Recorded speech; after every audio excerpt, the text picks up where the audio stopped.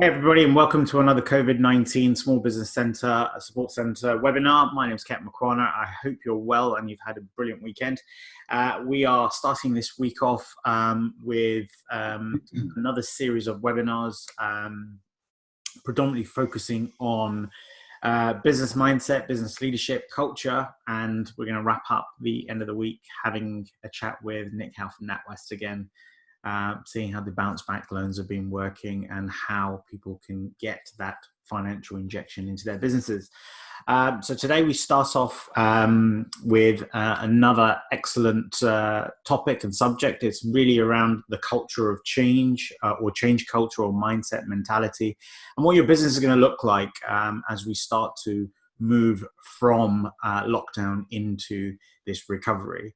I have two experts, my resident expert, Piers Mummery. Piers, how are you? I'm very well indeed, thanks, Ket. How are you doing this morning?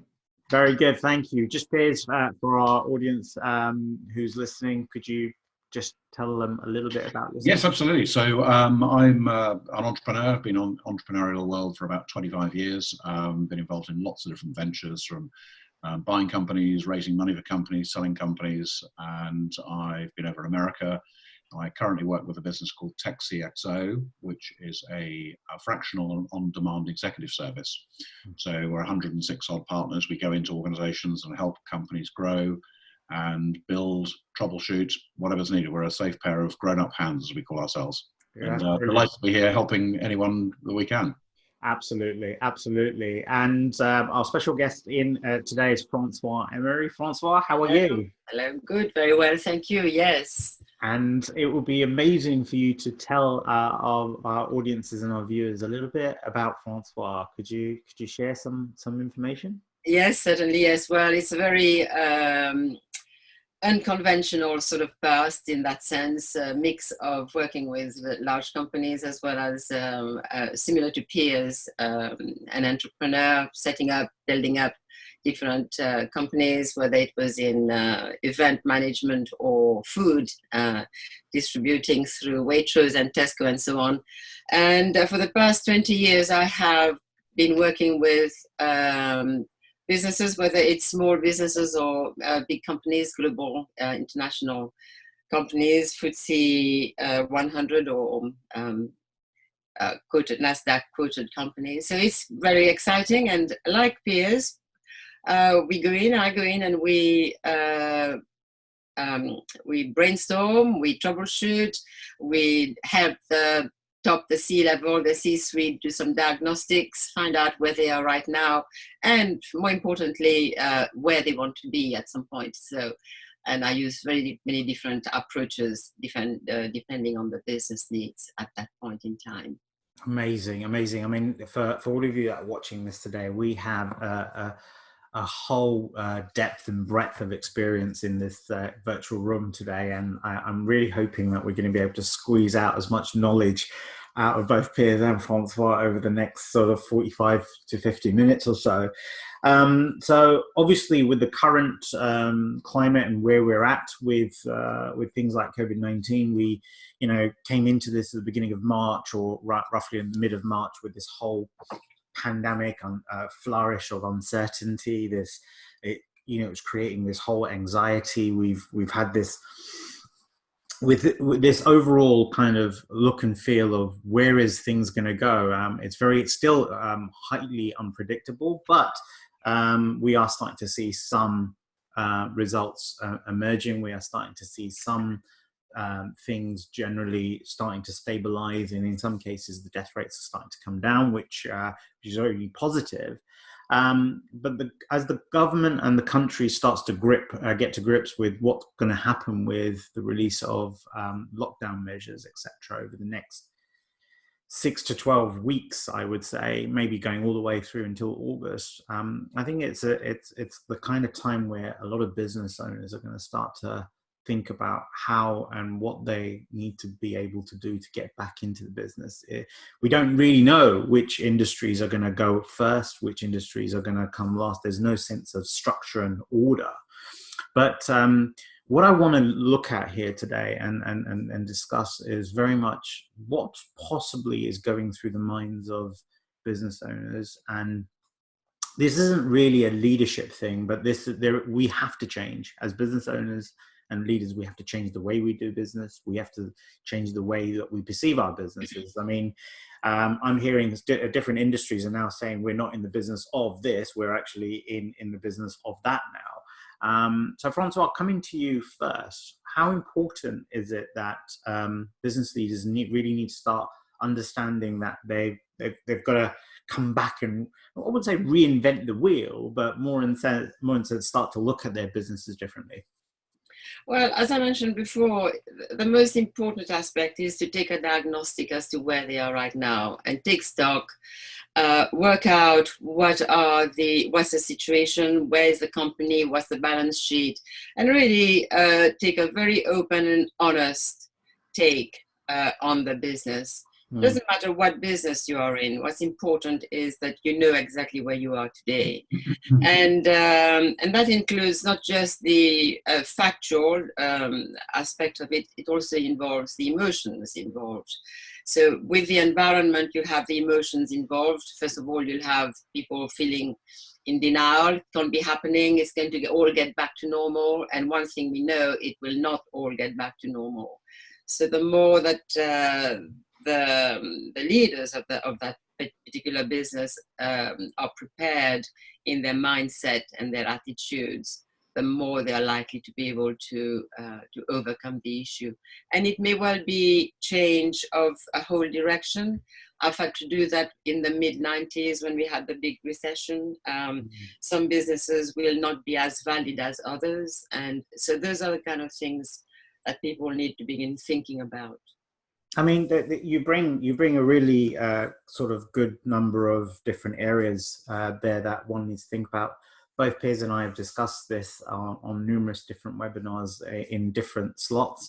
I think, with the both of you, and I'll come to you first, Piers, with the both of you really working with business leaders within their businesses, what is the typical first part of the conversation you would have with them right now? Yes, Francois just highlighted that we need to look at and create the diagnostics and look at all the different areas within the business. But how do you start that conversation? Is that question to me or to Piers? To Piers first, and then I'll come to you. Yeah, we've talked quite a lot in the past, Kat, about mindset, and and every time I've explored the avenues of opportunity and the directions that people should be going to, this all really comes down to mindset. And these things are very symbiotic with lots of other areas. And we talk about culture quite a lot, and people talk about strategy and tactics. So I think everything at the moment is quite ethereal, and I think that's where I'm starting from. There is still this massive level of uncertainty that we're all facing, and I think, yes, it's important to set out a strategy. It's important to take stock of where you're at the moment, but underpinning all of that, I think, is the mindset. And I talk a lot about being self-regulated, which is, if you're a leader in your own business, and this is obviously angled more at entrepreneurial individuals, and I hope business leaders, then the onus has got to come back to those leadership teams, to those entrepreneurs, to say, right now, okay, at this point in time is your greatest challenge, but also your greatest opportunity for you as a leader, because this is where you're going to come into your fall. This is why leaders get paid the big bucks. This is why entrepreneurs will make a lot of money, because they take those risks. So right now, it's about you developing a mental framework that enables you to approach your business with a sort of combined regulation on your emotions, thoughts, and behaviors, because that will feed right the way through the business. And that expression I've heard so many times, culture eats strategy for breakfast. Absolutely, all day long. This is all about people. And you will get through this by the way you think about this. And it's the one choice we have got right now, is the attitude we want to apply. So I think, first and foremost, my view is, and still remains the view, that get yourself into the mental framework where you can actually approach and look at the situation for what it is. And whilst we have all of this uncertainty around us, it's very important you kind of then prioritize things. So everybody, I've used that strategy with you before about sort of survive, revive, and thrive. Yes. And that's becoming more and more, sort of a strategy for a lot of businesses. If you take that concept of survive, revive, and thrive, everybody initially in the last 2 months has gone into survival mode. As we've seen, the world blow up in front of us. everybody jumps into survival. The most obvious one is cash flow. So and we've had a lot of focus on this, and the government has stepped up fantastically. There are some amazing opportunities for support out there. And it's a kind of, it's a race. Everyone's diving in. The US lent $349,000 million in 13 days. That's impressive. The UK is a long way behind that, but with the CBILS loan and with the various government initiatives, there's a lot of support going on there. Mm-hmm. So we've seen that mass jump into survival mode. Have I got enough cash to survive? Can I get through this? And I've then obviously said many times about your revenues, if these are lost, deferred, or reduced, is a very key thing, because that will affect your cash flow. If you've got deferred revenue, it's going to come, but not now. You need to bridge that. If you've lost your revenues, that will take you in a totally different direction. And also, sadly to say, not everyone's going to survive this. We're already seeing some casualties, and I think that's this reality check. And I always maintain, be optimistic, because it is a force multiplier, but do not deny reality. If you are a pub, a small bar or a cafe, and you think that you're going to open up in 3 weeks' time and go back to where you were, you're sorely mistaken, because there's going to be a very gradual sort of change, and it's going to be a long journey into this. So you've got to take the long tail view on this. And it might mean a combination of shutting your business down, starting again. It could be repointing or repurposing the business. It could be reinventing yourself. It could be just shoring up resources, reducing your costs. But, if you look at the theatre industry, I was watching a very interesting discussion with Cameron McIntosh about what's going to happen in the theatre market. The theatre sector is probably not likely to rebound until sometime into next year at least, because of social distancing. If you take the layout of a theatre and you think about the way the rows are set up, social distancing is going to prevent that from happening. So you're only ever going to get theatres and cinemas potentially that are a third full at best, and that will be packed. And that can't survive. In the same way, looking at, there's a big movement going on at the moment about rural hotels. These rural hotels rely on probably 70% plus occupancy to survive. You will not be able to achieve 70% occupancy with these social distancing rules. So there's lots and lots of change around this. So I think my kind of starting point really is about mental framework, number one. Devise a big picture strategy, and if it is survive, revive, and thrive, know where you're at with that. And then most importantly is start putting in place small measurable plans, which have a structure to them, which is your strategies now should be quarterly. You should be reviewing your business daily, looking at your cash flow every single day, checking in with your teams every day, every other day, or at least once a week. So I'd like to focus a little bit about, what will change as we go through this conversation. I'd like to talk about some of the short-term management applications of how we manage our businesses, which is different to how it used to be. So there's a lot to take on board there, but it comes down to mindset. It's interesting you mentioned that about mindset. And Francoise, I come to you with this now.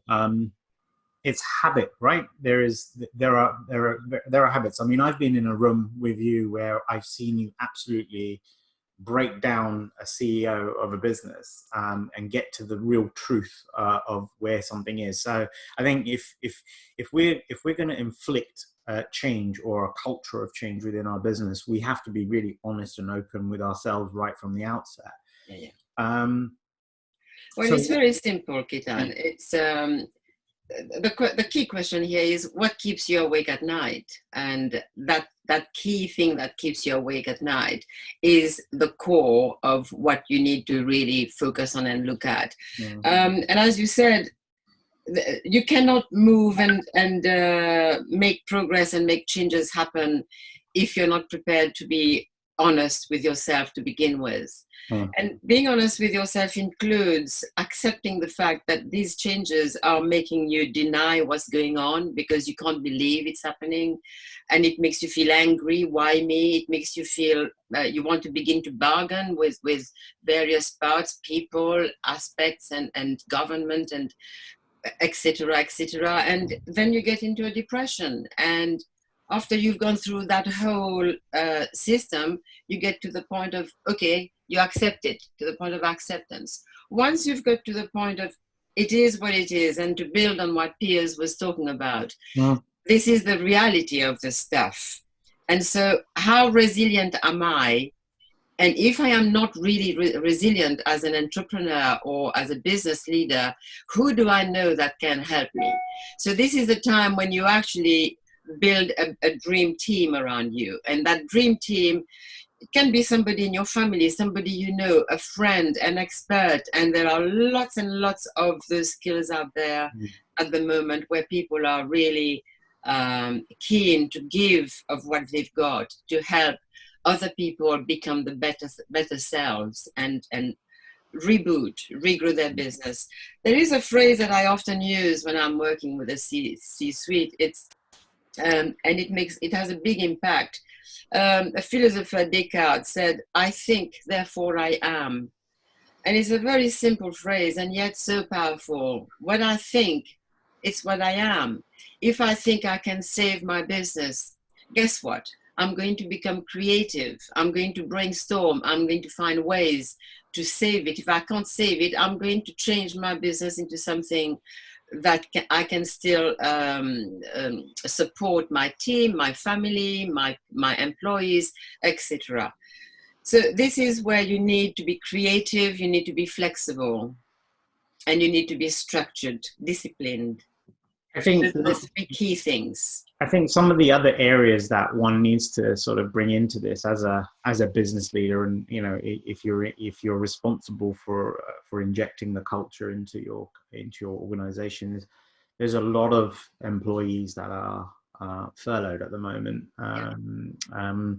I think statistics show in the UK it's 1 in 5 right now, I believe, and it's a bill of around £8 billion that's currently being put through. The reality of this is within the next 2 weeks. I think the Labour leader has actually pushed that within the next 2 weeks. They need to understand how people are going to be starting to be pushed off furlough. But the reality of it is that a lot of these people are going to lose their jobs.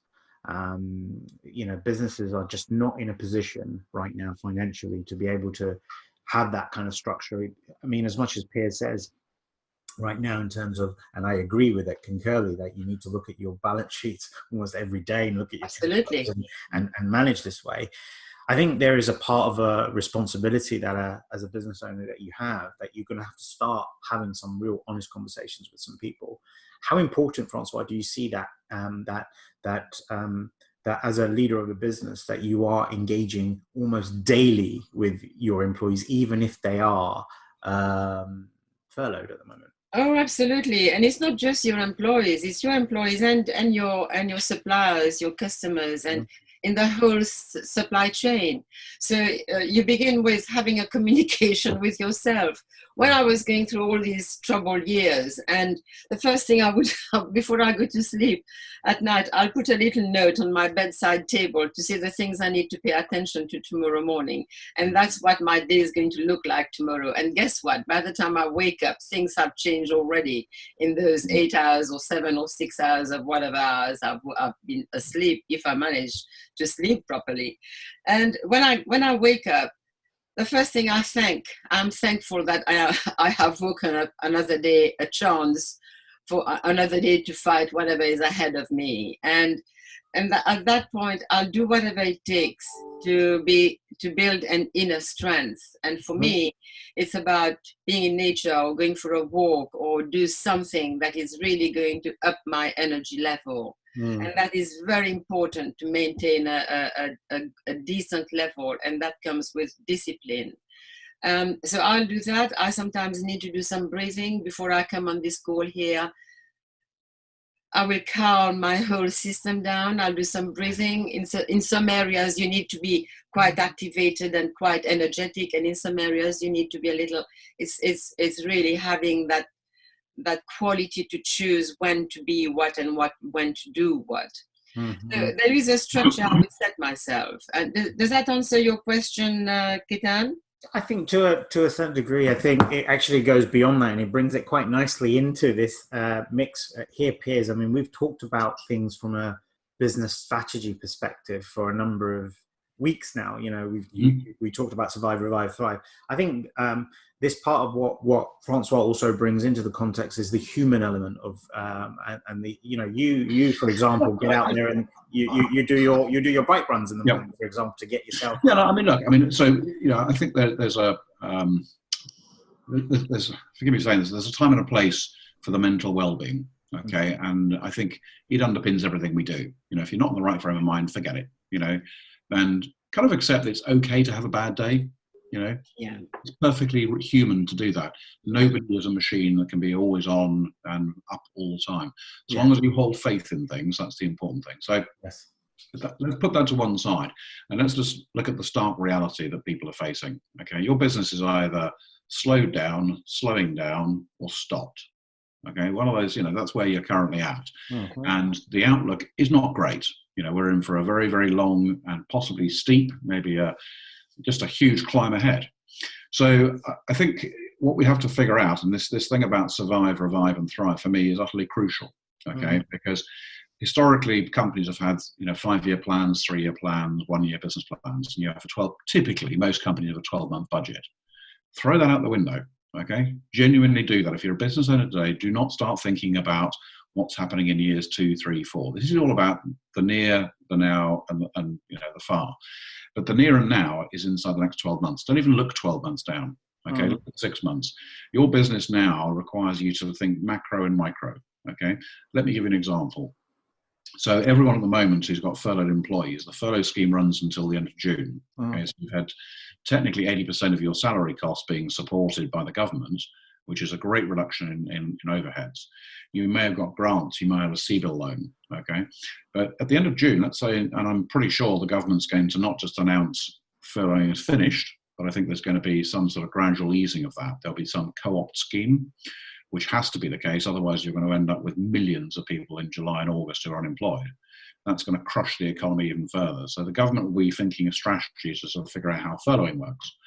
But that will have a very big impact on your own survival strategy. So the businesses that I've advised so far in the last few weeks, I said to them, right, let's look at your cash position for 12 months. Okay, if you do not incur one more penny of revenue and generate any more sales or anything else, can you survive for 12 months? If the answer is yes, then you're in a great place. Figure out what, and if you're a solopreneur, figure out what you can survive on personally, because you can't take any money out of your own company. Look at your savings. Just look at what you can survive on for 12 months, because 12 months is a good enough runway to rebuild and to get into the revive mode. And that revive mode will require, excuse me, a combination of a very sustainable plan, but a very flexible plan. You know, to the point that Francois made, you know, every day when you wake up, you need to just check in with yourself and check in what's worked, what's not worked, what's happening, what's new today. You need to be on the front line of your own business. And you really need to be looking at, you know, these changes. You know, I'm managing my own business on a daily basis because that's how it works. Okay, so I check in every single day of what I'm doing. I check in with the people I'm working with. So you need to have a daily, weekly, monthly plan. And that is crucial, but it's got to be inherently flexible because anything can happen. You know, if you're a company that relies on a particularly large client and you're revenue dependent for more than, say, 30% of your business from one customer, if that customer goes, that changes everything. You know, so your revive plan doesn't work. So I think get this survival thing, which is purely a cash. Take some very worst case scenarios, you know, drop your own revenues by 90%, you know, and just say, if we only deliver 10% of our forecast in the next 12 months, what does that do to our business? That's the reality checks that people need to be making right now. You know, there's an awful lot of money out there waiting to be borrowed. You know, but only be lent to good businesses. We've had this conversation before, and you know, if you can afford to pay it back, great. But my advice to anyone right now is, you know, don't assume we're out of this survival mode. Okay, and we're into thrive mode. We are a long way away from that. Some businesses have not been affected to the same degree, so they are in thrive mode. But right now, just make sure you can get this survival plan put in place for the next 12 months. Then you can start to look at how your business will be different going forwards. Yes, if I may build on that, actually, Piers, you'd have three different categories of businesses. One that will have to make a total 360-degree change in their businesses because their business is likely to be obsolete going on from here. And you'll have a second category of businesses where they will carry on depending on if they're in the food industry, in the stuff that is in demand that people need. Even through crisis time, those business will continue, and those business will benefit as well from taking a weekly, monthly stock of their turnover and what's going on their balance sheet. And then you've got the other thriving areas where actually a crisis bring great opportunities. So again, that's where the mindset needs to be absolutely clear from the leaders of that business. If you are desperate, your business is not likely to survive. You need to take all those drastic decisions that you've just talked about. If you are in the middle one, that you've got a business, you've got client base, it is sustainable, and therefore you can begin to look in a year, in 3 years' time where you are going, where you want to be. It's interesting you say that, actually, Francois. I'd like to add to that by saying one thing that's is important is not to knee jerk and react too much. What you can do is you can swing the pendulum too far the other way. Let's not forget that in 5 years' time, in 10 years' time, we'll still be here. The world will still be round. Right. Companies will still have a stock market and so all the stuff. Then we'll be back to a new normality. And fundamentally, we're not talking about profound change that we're only ever going to work 1 day a week and the rest of it's from home. And there will be changes, of course. But I think the point is your business can, if you've got a good business, you'll get back to having a good business. So don't throw it all away.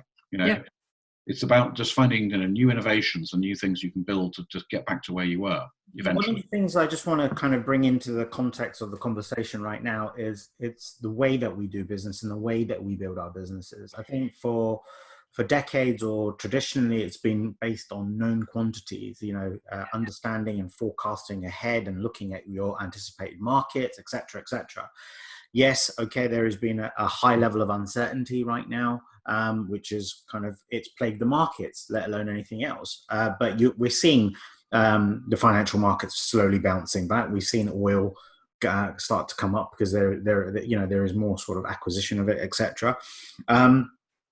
What do you think the impact of this is, and the fact that as much as we're looking at things in a very, very with a close, with a big lens or magnifying lens in small amounts of time, the behavior of such is that, for example, now our Prime Minister is going to announce on Sunday, what this next phase is going to look like, and that's going to have, I think, a very, very sharp impact on the way people are going to sort of perceive and plan. Now, before you guys get into this, I have some information. I can't confirm that it is all accurate, but there are 5 phases that are coming into this mix. The first phase is going to be up to around about the 18th of May, and I'm just going to quickly run through them, and I want you guys to then give us a little bit of intake on what the kind of change culture needs to be, from a business owner, so whether they are a solopreneur right the way up to a corporation. So phase 1 for the 18th of May, outdoor workers like builders, gardeners will be able to return to work. Some retail outlets such as garden centres, hardware stores, electrical stores, homewares and repair shops will reopen at this point. Bearing in mind that things like car garages have already started to open up, so you can get repairs and MOTs and things like that done at this moment. Some outdoor sporting activities in small groups with a maximum of 4 people will be allowed. So outdoor public sports amenities such as football and rugby pitches, tennis courts, golf courses will be reopened with social distancing measures. Outdoor public amenities, tourism sites which are non-stationary can maintain social distancing will be allowed to reopen. It will also be possible to meet up with 4 friends and families from other households outdoors while maintaining strict social distancing. Okay, so that's the first phase that they're talking about there. Not, so it's talking about some very obviously adhering to this social distancing stuff. And we've heard already today from the health secretary that there'll be heavy sanctions on employers if they don't abide by the social distancing rules. Yes. The next phase that's coming in here is for 8th of June. Okay, phase 2. Workers can maintain a 2-meter distance from colleagues. Constants will be allowed to return to work. So now we're talking about the office, where you're going to be able to be in an office, but you have to have that 2-meter distancing. Remote working will be maintained for all those that can do so. So it's still going to put a lot more pressure on trying to stay at home. Small retail outlets and small number of staff will be allowed to reopen on the basis that the retailer can control the number of people coming in and out of their store. Livestock markets where social distancing can be maintained will reopen. Restrictions on exercise will go from 5 to 20 kilometers from your house. So I don't know, Piers, maybe you'll be able to cycle even further. Specific retail hours will be designated. So only a certain amount of time during the day can retail outlets be opened. Up to 4 people will be allowed to visit other households for shorter periods. Public libraries will start to reopen with social distancing. People will be permitted to engage in outdoor sporting. Almost there now. Phase 3 for the end of June. This is when furlough is looking like it's coming out, as they mentioned. Organizations where employees have low levels of daily interaction with people and where social distancing can be maintained will be allowed to reopen.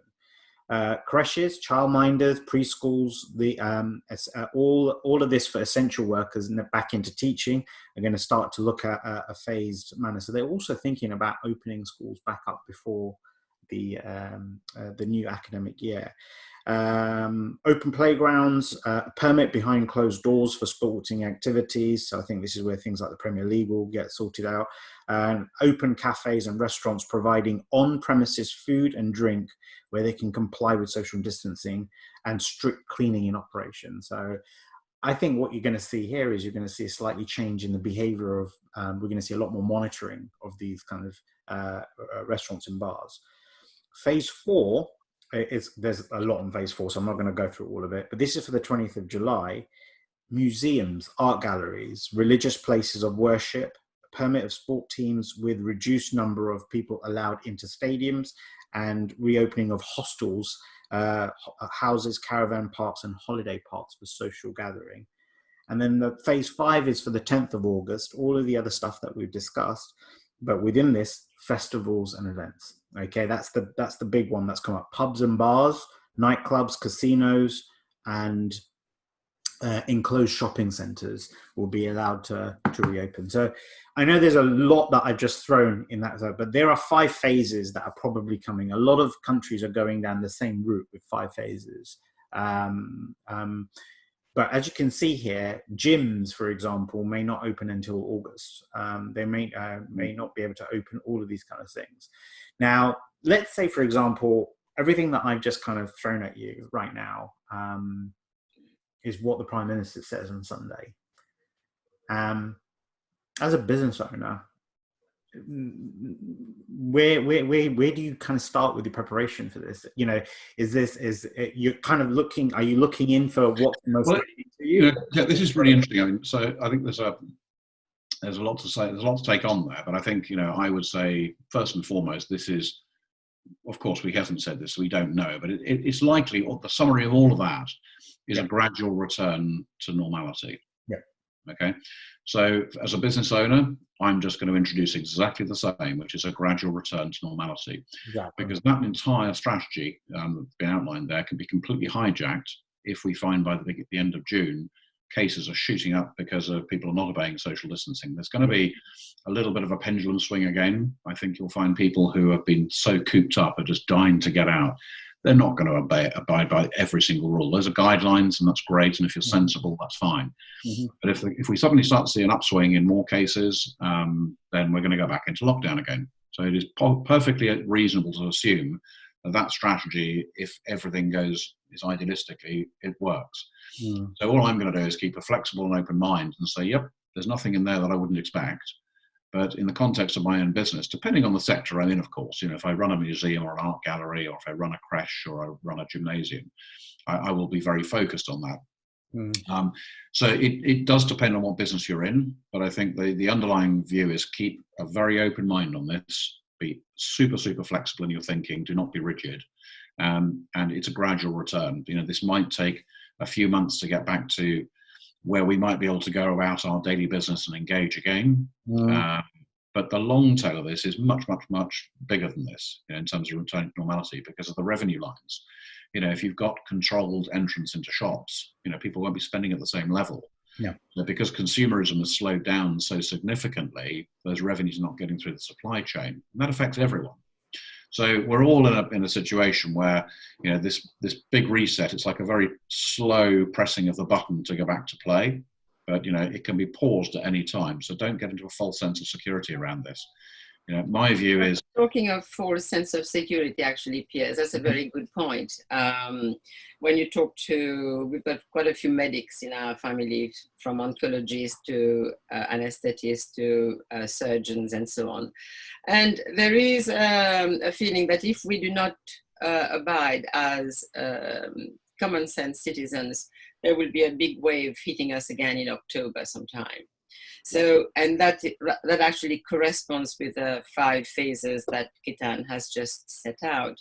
And by the time we get to the 5th phase, and we are not exercising some discipline again and common sense and so on. And as an employer, what I would say here is small implemented changes.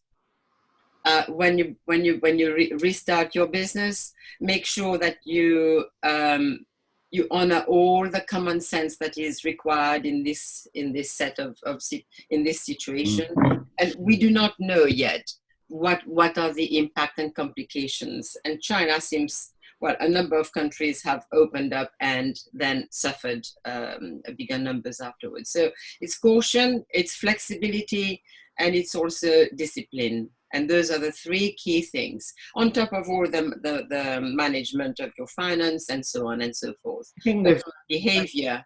Just to add on to that, I totally agree, because I mean, one of the things you don't want to do is start to look into what the plan is for releasing lockdown and then trying to just follow that curve. I agree wholeheartedly with what you're saying, Piers, about gradual sort of change. But you've also got to make sure that you're prepared just in case we do have that spike, and that, what do we learn from lockdown? What do we learn about our businesses and what we could do during that kind of lockdown phase? Because if we do go back into lockdown, you don't want a situation where people have swung that pendulum and they're far ahead, and yet we're going back to that day where... Well, I think there's a lesson which we're going to have to be very cautiously learned here, which is, if you do get through the survival mode, and let's say you take out a CBIL loan, and you've got grants and you've reduced your overheads, and we're sitting there now thinking, right, we've got a good 18 months of runway, that's great.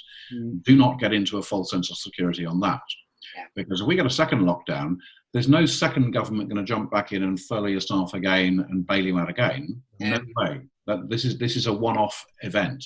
This is going to cost this company several £100 billion, in deficits every year.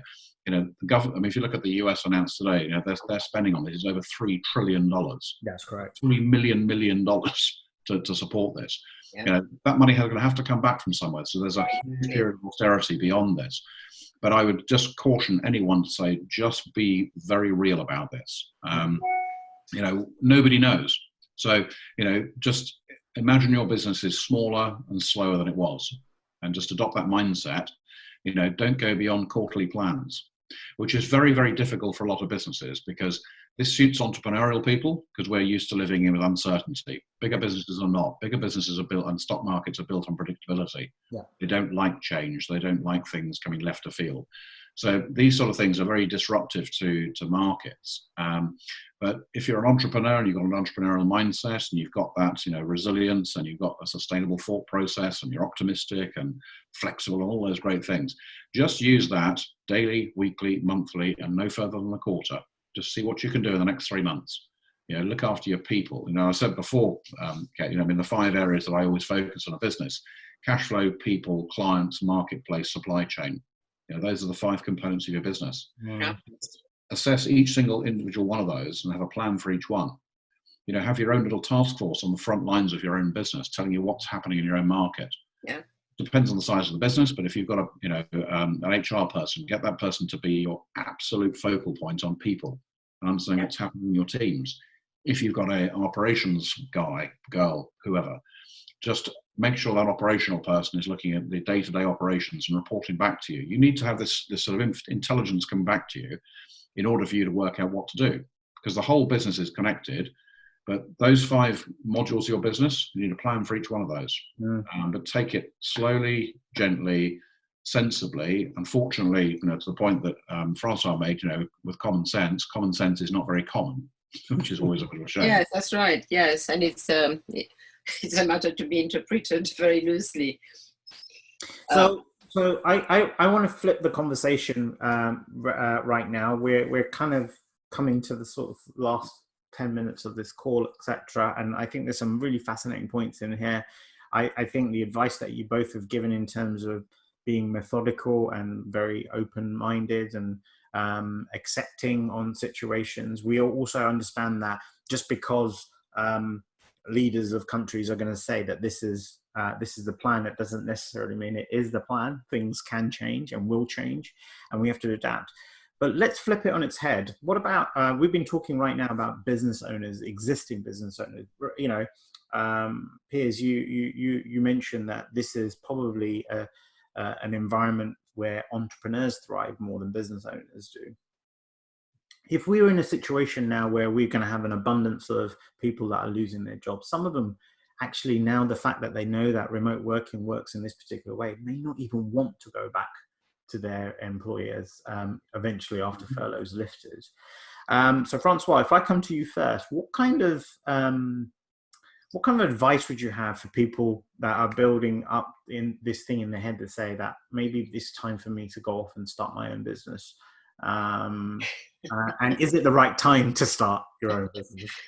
There is no such thing as a right time to start, but very often in times of crisis like this, Ketan, very often people, I remember someone saying to me, look, I could actually wallpaper my whole house with rejection letter from the situation of the mid-90s. And that is one of the reasons why people may make the decision that I don't really want to work for someone else. I want to be in control of my destiny. But to be in control of our destiny, there are a number of things that you need to consider. And let's forget common sense for now, but we need to be realistic. And Piers has mentioned that word many times. And at moments of crisis, the human has a facility of closing down mentally as well. And because we can only focus at certain things at any point in time in a crisis. And yet that's the time where you need to broaden your thinking to become more creative. Right. And if you are thinking of going on your own and to become an entrepreneur, find good people around you who can brainstorm and give you really honest opinion.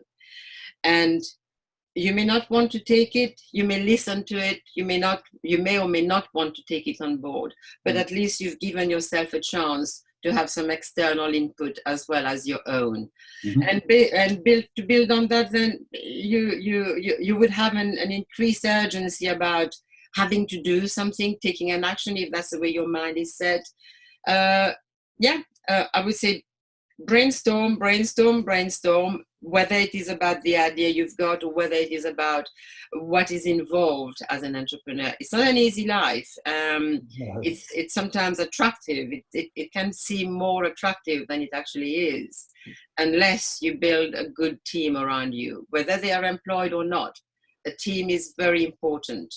A supporting group of people. It's very interesting. I think because this whole scenario has been forced upon us. There's that expression about necessity is the mother of all invention, which is if you've lost your job, your company that you were working for has gone bust. People are not hiring en masse at the moment. There are some industries that are, but if you think about the number of applications for jobs today, double that, treble that, quadruple that going forward, because that's the number of workers who are going to be looking for new jobs. So maybe you are forced into a scenario about thinking about starting your own business. The very first thing I would do is to try and look at the big picture about, where are the industries where the opportunities lie, and where are the, which markets those opportunities exist in. So online is a very good one, because obviously with the online market, as we've already seen with, like Amazon share prices have gone up 30% this year already. Because the bricks and mortar business is struggling, so online's clearly a very good opportunity. So anything you're going to do digitally or online, is going to have a great opportunity around it. And I think digital transformation is going to accelerate massively. I think anything that's got tele or video support around it, that's going to be a massive market. You know, so if you think you could have got something to offer by way of tele or video support, get into that market. You know, if it's an advisory thing, the services sector is going to be big as well. And I think a lot of the smaller services sector, where you've got subject matter experts and smaller, more agile organizations, I think things like, you know, consulting work will be a lot more prevalent, not at the big boys level. So the Accentures and PwCs, I believe, are going to struggle. Yeah. What entrepreneurs and small business owners want, they want real world experience, people who've been there, seen, had it, done it. That's right. Yeah.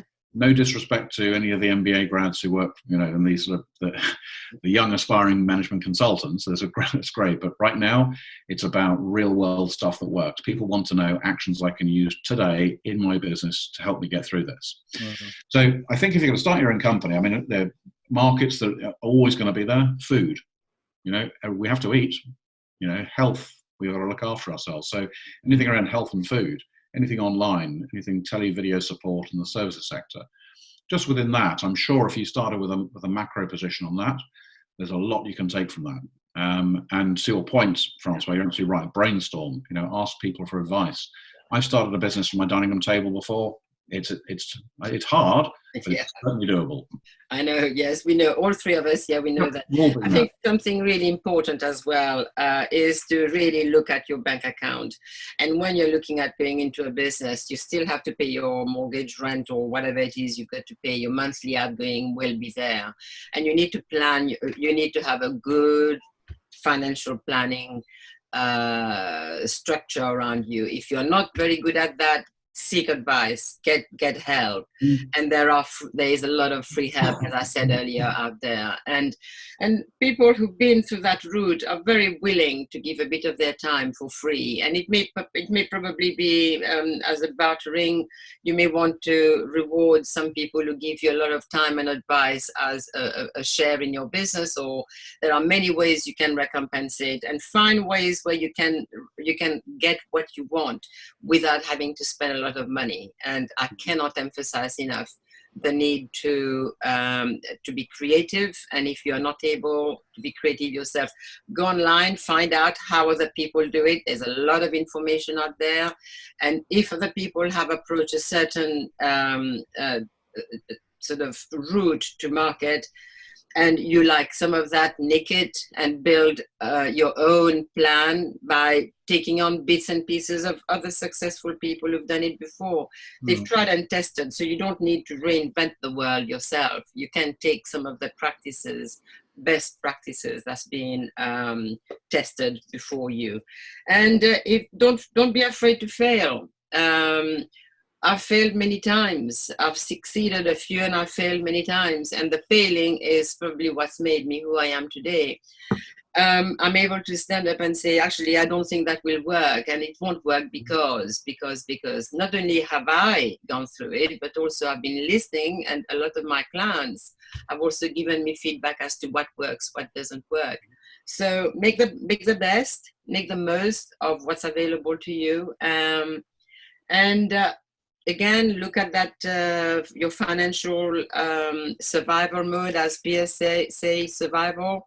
How long can you survive being on your own? And if you are going to go on your own, you cannot survive more than 2 months or a month or something, then it doesn't have to be full swing in. You can actually take it into steps.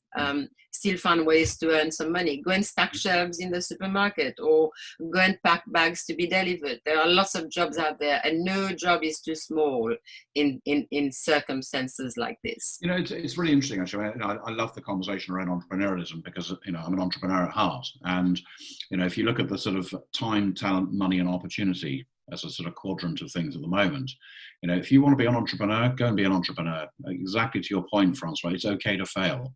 But think of the things that are available to us now. If you're a real entrepreneur, you know, there are some amazing opportunities right now to start new businesses.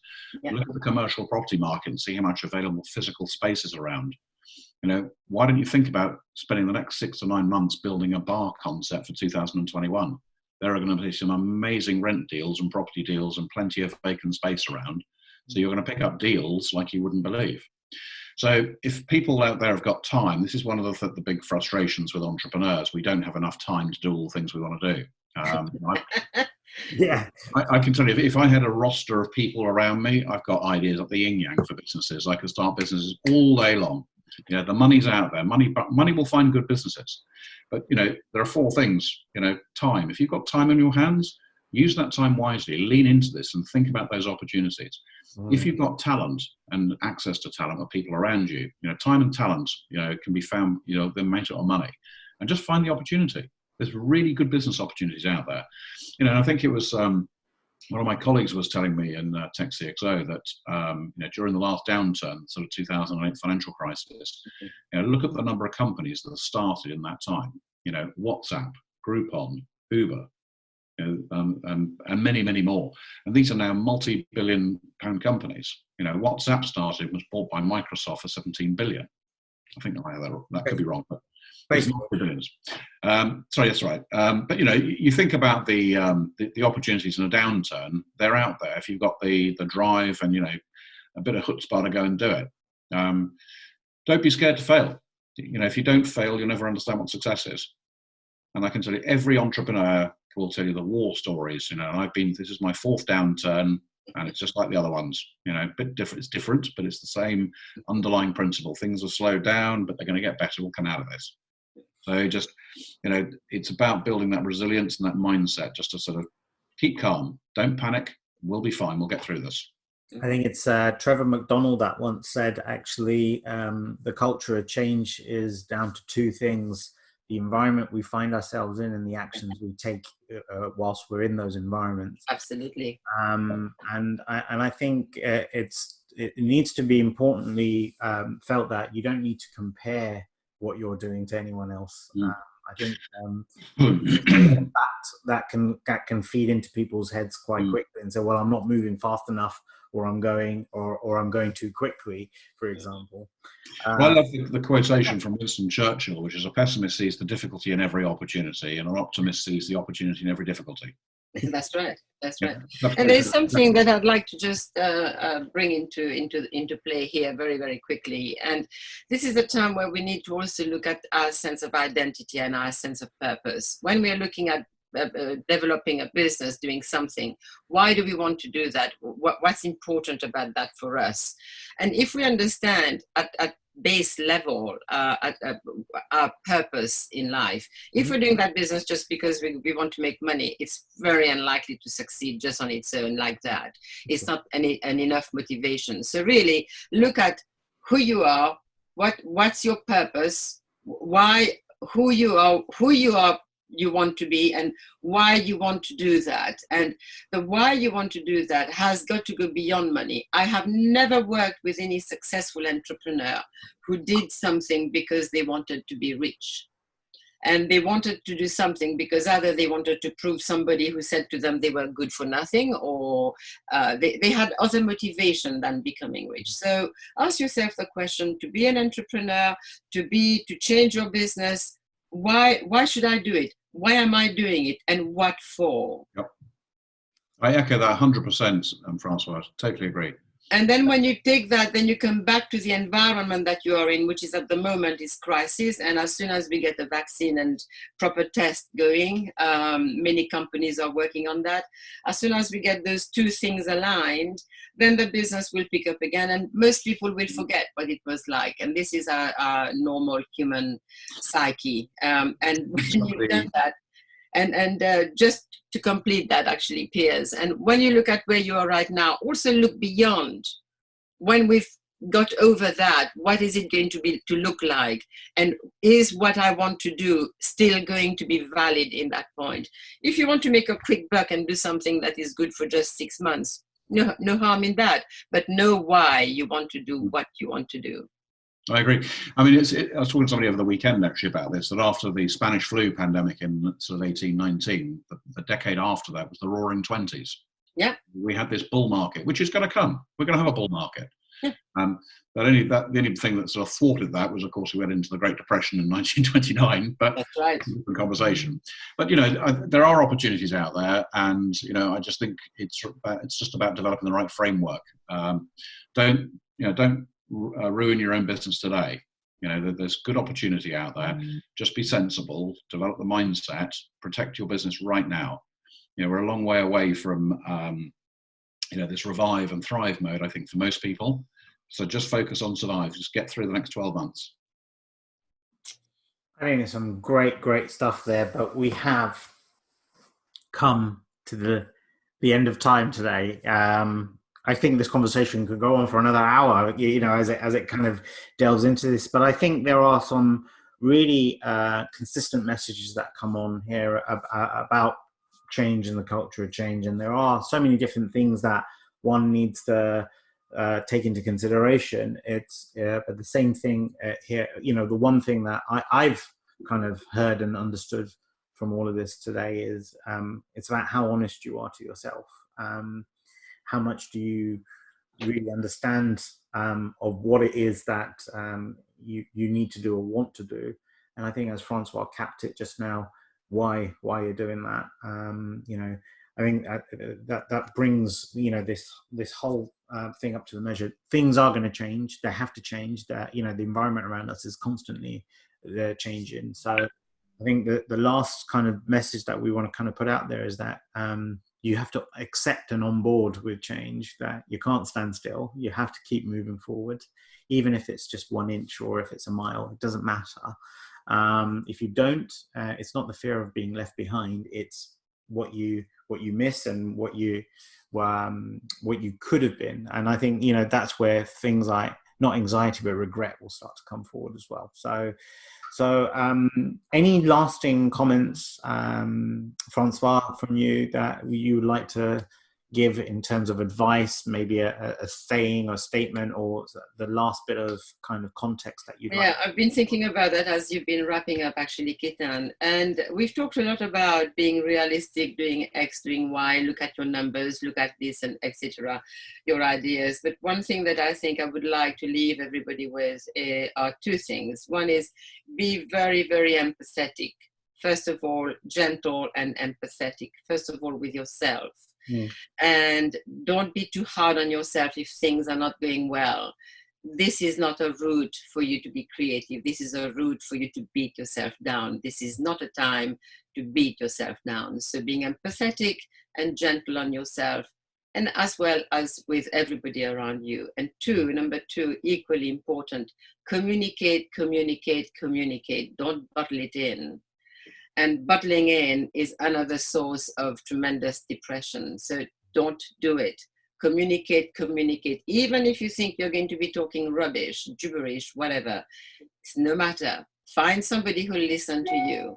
Anyone who listens to you, talk to them. And some great things happen through people communicating. So trust yourself, be gentle and empathetic, and communicate. Love those. Piers, any lasting words? Yeah, it builds beautifully on what Francois just said. I mean, there are 2 parts to my thought process, which is be the change you want to see, number 1, because we are going to change. So just think that, live that, breathe that, become that change. And the most important thing to what Francois just said about communication is tell people what's going on, talk to people. I had a phone call this morning from someone I haven't spoken to for 21 years. Yeah. Wow. Business. Yeah. And thought we must be able to do something together. Wow. You know, so, and I've got a fairly big network of people. So one of the exercises inspired me to do just this morning, and be aware if you're on my email list, I'm going to hit everybody out there and just tell them to do it. Because you know what? If you don't tell people, it doesn't happen. I say this to entrepreneurs. What's amazing is the moment you decide to do something and the moment you take action and say, this is what I'm doing, Yes. People go, well, I can help you with that. I've got this, I can connect you to that. So communicate that change to people. You know, if you're repurposing your business, if you're rebuilding your business or carrying on as you are, or starting something brand new, share that with the world, put it on Facebook, have that confidence to go out there and communicate that message to people. I think that's brilliant. What a way to end today's session. Francoise, Piers, thank you for joining me. Francoise, I know we're going to have you back again, and I'm really looking forward to that session itself. But that's a wrap for today. For all of you that are watching this, obviously on the record, there will be a digital download available of all the tips and stuff that the guys have shared with you today.